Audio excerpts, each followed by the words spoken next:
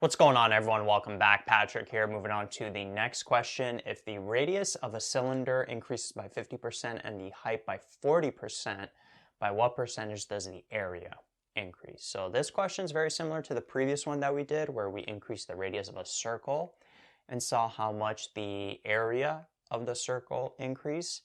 Here we're going to be increasing the radius and the height. So this one's going to be a little bit more complex. If you didn't watch the previous example, highly recommend you do. And if you're watching this on YouTube, you can find the list of the videos in order on the course website. In the description box, there will be a URL that takes you to the site. So we have the radius of a cylinder and the height. Now, what's the area of a cylinder? It's pi r squared h. Depends on two things, the radius and the height. And so what we'll do is we'll need an initial area like we did before. And for the initial area, what we can do is we can say that the radius is going to be, let's just call it r, 1r, and then the height is just going to be h, 1h. And so the new area, what we're going to do is we're going to increase the radius by 50%. So notice that we have 1r over here. If we increase that by 50%, what's 50% of 1? It's 0.5. If we add it to 1, we'd end up with 1.5. So we're going to have 1.5r. That's what the radius is going to be for the new cylinder. And then the height, maybe you know what? Just to not use, kind of not liking how I'm using the same variables here. So I'm just going to write this in words. Got the radius, the height, and then over here we have the new radius, and we're going to have the new height. Now, if the initial height is 1h, and we're increasing that height by 40%, that means what's 40% of 1? 0.4 plus 1 gives us 1.4. Okay, and again, as I mentioned in that previous example too, you don't necessarily have to use variables here. You can use actual numbers. So for example, you can pick a radius of, let's say, 50, and if we increase it, if we increase this by 50%, the new radius would be 75. Then you could pick any height you want. You could pick a height, let's say, of 100. And if we increase it by 40%, the new height's going to be 140. And then you'd use this radius, this height to find the initial area, use this radius, this height to find the new area, then find the percentage change in that. And you're going to get the same answer every time, no matter what numbers you use here for the initial radius and the height, just as long as you're increasing it by the same amount. You're multiplying the radius by 1.5, multiplying the height by 1.4. But I'm going to keep it more general. This is sort of the nicer way, the more proper way to show it generally, just so you can see it doesn't matter what numbers we're going to use. And so knowing this here, the percentage change in the area, it's going to be what? It's going to be the new area minus the old area all over the old area times 100. So what's the new area going to be? What's A2 going to be? Well, it's going to be pi. What's the new radius? 1.5r. That goes in brackets. That's going to be squared. Pi r squared. And then h, 1.4h.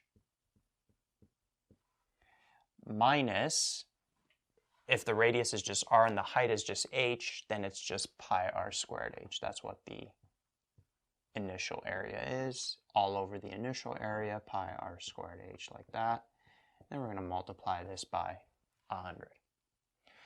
Now, the 1.5r, when we square it, the 1.5 gets squared, the r gets squared, and we'd end up with 2.25 r squared. Right? 1.5 squared is 2.25. So to do this in steps, we would end up with pi 2.25 r squared 1.4h minus pi r squared h all over pi r squared h, and this is still going to be multiplied by 100. So the only thing I worked with was this portion right here. Changed it to 2.25 r squared. Now, from here, what we can do is we could simplify all of this. So 2.25 times 1.4, that would give us 3.15. And then we'll have the pi r squared h, like that. And then we're going to be subtracting minus pi r squared h still. It's going to be all over pi r squared h. Then we're going to be multiplying this by 100. Okay, so now here, these are like terms. R squared h, the same variable, same exponents. So 3.15 minus 1, 3.15 pi, that's the coefficient. And then that's the coefficient. So 3.15 pi minus 1 pi gives us 2.15 pi. And then we'll have r squared h all over pi r squared h. Multiplied by 100. Notice what happens here. H cancels, r squareds cancel, the pi's cancel, and we'd end up with 2.15 times 100. And so notice how the heights cancel, the r squareds cancel, and that's why it doesn't matter what radius and height you use it. Whatever numbers you would use, if those proportions stay the same, these are going to cancel out anyway. And it's really only going to depend the percentage change on this 2.15. Even the pi's are going to cancel out. So 2.15 times 100 gives us 215. So that is the percentage increase. Right, so that's the percentage change in areas, 215%. So notice it's different than the 50% radius increase and the 40% height increase. And these could have been whatever numbers. They could have, things also could have been decreased. So let's say that it was saying that the radius increased by 50% and then the height decreased by 40%. So then that initial height was h. Instead of 1.4h, we would, instead of adding 0.4h to 1h, we would be subtracting 0.4h from 1h, and we'd end up with 0.6h as the new height. So this would end up being 0.6h, right? Or if we decrease the radius, it wouldn't be 1.5r here, it would just be 0.5r. And then you just follow the exact same process. So this could also be, they could ask, or they could have one of the variables decrease as well. So just be on the lookout for that.